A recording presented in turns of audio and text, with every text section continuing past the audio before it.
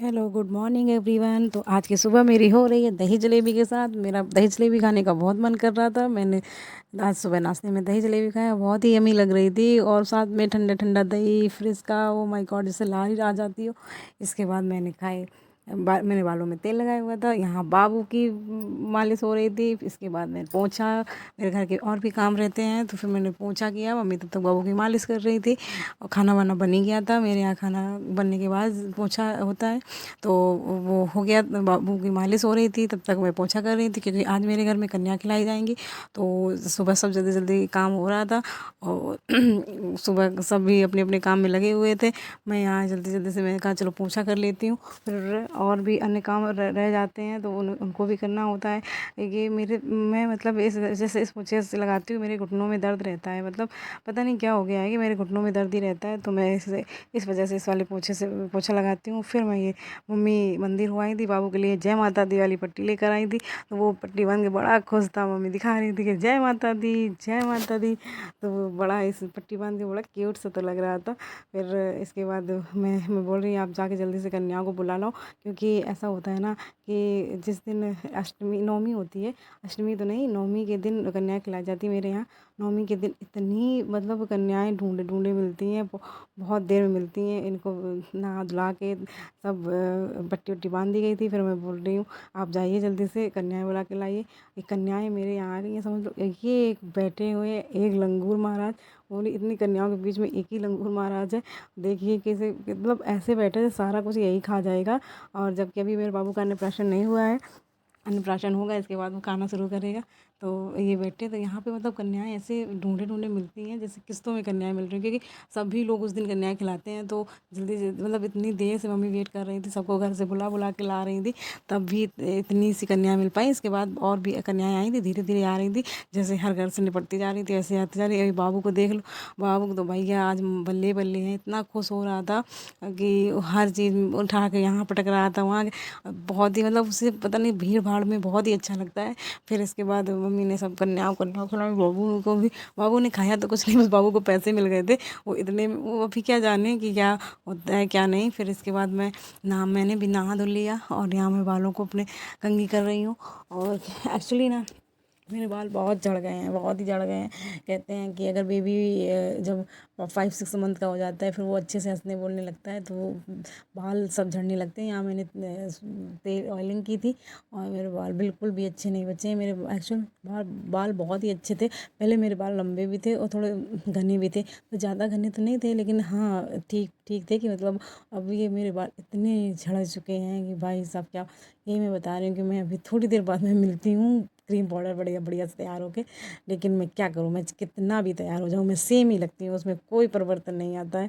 फिर मैंने ये बाल को कंघी वंगी करके लिपस्टिक विपस्टिक लगा के तैयार हो गई। ये सिंदूर मम्मी मंदिर से लेकर आई थी, बोली ये सिंदूर को अच्छे से भर लेना। तो मैंने खूब लंबी मांग भर ली, खूब बहुत ज़्यादा सिंदूर है। लेकिन बालों का वही हाल, पतली सी पूंछ।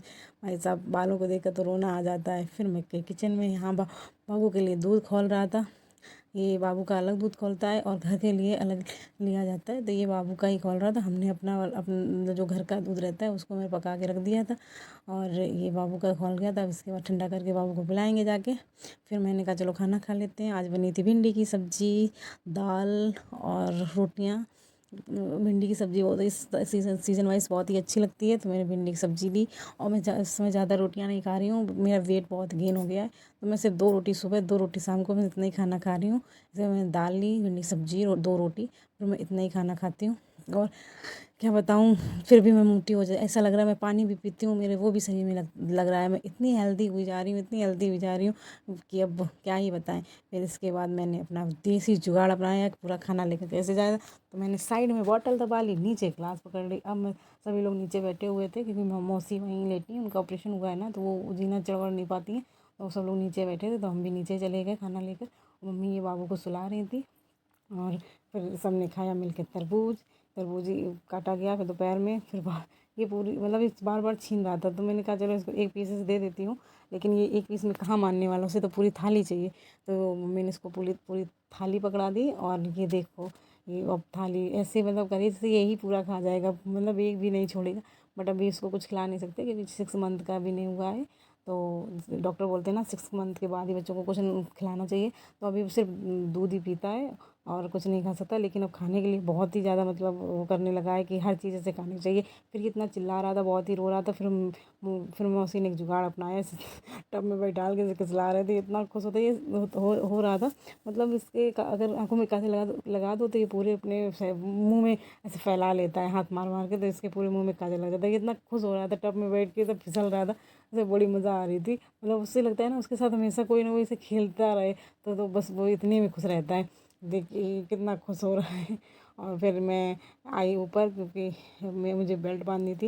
मतलब मेरा डिलीवरी के बाद ना मेरी कमर कमर नहीं पूरी कमरा हो गई है। इतना मतलब इतनी मतलब हम हेल्दी हो गए ना, तो शरीर कम मोटा हुआ है, लेकिन मेरी कमर बहुत ही ज़्यादा पेट और कमर ज़्यादा निकल आई है। तो फिर मैंने बांधी उसको बेल्ट, लेकिन बेल्ट इतनी बड़ी कमर हो गई, बेल्ट भी खुल जाती है। मतलब बेल्ट का साइज़ भी छोटा पड़ जा रहा है। तो मैंने बांधी तो, लेकिन इसके बाद जैसे ही मैं जाने लगी बेल्ट गई खुल, गिर गई। अब इतनी मुझे हंसी आई, मतलब मेरी कमर की साइज़ की बेल्ट भी नहीं बची है, इतनी कमर बड़ी हो गई है। तो कोई ना, अगर आप में से किसी को पता हो कि बेली फैट कैसे कम करें, तो प्लीज़ मुझे कमेंट में बताइएगा। और क्योंकि मैं अभी स्टार्ट कर रही हूँ, अभी तक बाबू ब्रेस्ट फीडिंग कर रहा था, तो इस वजह से मैंने कुछ नहीं किया। अब वो मेरा ब्रेस्ट फीड नहीं ले रहा है, तो अब मैं अपने ऊपर काम करूँगी कि मेरा मतलब वज़न जितना गेन हुआ है मैं उसको कम कर सकूँ। और फिर मैं ये जा रही हूँ बाबू के लिए। वो चिल्ला रहा था, मैंने कहा चलो उसके लिए दूध गर्म कर लिया जाए। तो मतलब मैं बाबू को ऐसे, ये मेरा ब्रेस्ट मिल्क है और यही लेकर जा रही थी। मतलब मैं बॉटल में निकाल लेती हूँ, फिर इसके बाद उसको पिलाती हूँ। तो इसको ऐसे मतलब बर्तन में गर्म नहीं कर सकते हैं इसको, को किसी बर्तन में पानी गर्म करके फिर उसको ऊपर उसमें बॉटल रख के ऐसे गर्म किया जाता है, क्योंकि फ्रिज में रखना होता है। तो वो उससे सही से नहीं मतलब ऐसे नहीं किया जाता, वो ख़राब हो जाता है। फिर ये सब लोग खा पी के सो गए थे, मतलब दोपहर में सब लोग सो गए थे। फिर शाम हुई, तो फिर मैं चलो बस शाम को वही खाना पीना फिर बना रहता है। तो शाम को मैंने बनाई थी करेले की सब्जी और दाल चावल रोटियां सब, मतलब इतना बना था। करेले आजकल बहुत ही अच्छे लगते हैं कि करेला मतलब दाल के साथ करेले खाओ तो उसका टेस्ट ही अलग रहता है। तो बहुत ही प्यार, मतलब मुझे बहुत पसंद है। अब किस किस को करेले पसंद है तो आप लोग बताएं। इसके बाद ये मम्मी पापा देख रहे थे टीवी, और मम्मी मोबाइल में बाबू को कुछ दिखा रही थी। वो उनका शाम का यही रहता है कि शाम को टीवी चल रही होती है, ये लोग अपना आपस में कुछ ना कुछ करते रहते हैं। और फिर मैं आ गई यहाँ। फिर मैं बोल रही हूँ वीडियो पसंद आए तो लाइक शेयर कमेंट कीजिएगा, चैनल को सब्सक्राइब कीजिए।